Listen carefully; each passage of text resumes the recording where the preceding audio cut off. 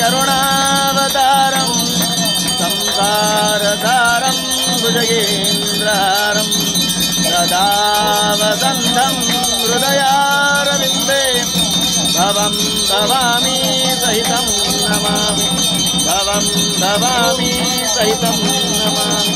श्री राजराजेश्वर स्वामिने नमो नमः। दिव्यकर्पूरमङ्गलमहानीराजन दीपं दर्शयामि।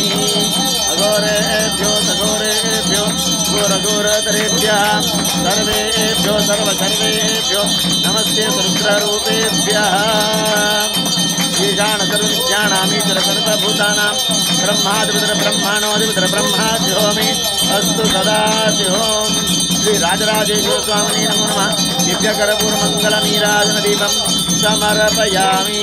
हर नमः पार्वतीपते हर हर महादेव हर भोला शंकर भगवान की जय।